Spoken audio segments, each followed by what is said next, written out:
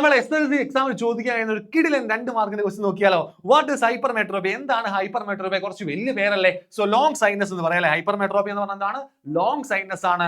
അസുഖത്തിന്റെ പേരെന്താണോ അത് നമുക്ക് കാണാൻ കഴിയും. ലോങ് സൈനസ് അല്ലേ. സോ ലോങ്ങിൽ നമുക്ക് കാണാം അല്ലെ, എന്ന് വെച്ചാൽ ഡിസ്റ്റന്റ് ഒബ്ജക്റ്റിൽ നമുക്ക് കാണാം അല്ലെ. സോ ക്യാൻ സീ എന്താണ്?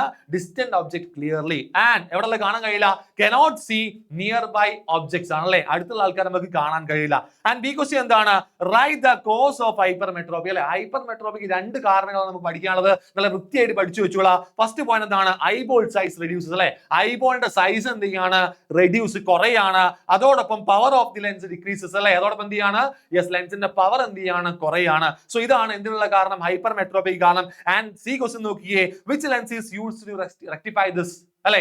ഈ ഒരു ഡിസോർഡർ റെക്ടിഫൈ ചെയ്യാൻ നമ്മൾ ഏത് ലെൻസ് ആണ് യൂസ് ചെയ്യേണ്ടത് വെച്ചല്ലേ. സോ ഏത് ലെൻസാണ് യൂസ് ചെയ്യേണ്ടത്? യെസ്, ഓഫ് കോഴ്സ് എന്താണ്? കോൺവെക്സ് ലെൻസ് ആണ്. അല്ലെങ്കിൽ നമുക്ക് എന്ത് ചെയ്യണം? ലൈറ്റ് റേസിനെ കൺവേർട്ട് ചെയ്യേണ്ട ആവശ്യമുണ്ട് ഇവിടെ. സോ വി യൂസ് എന്താണ്? Convex lens.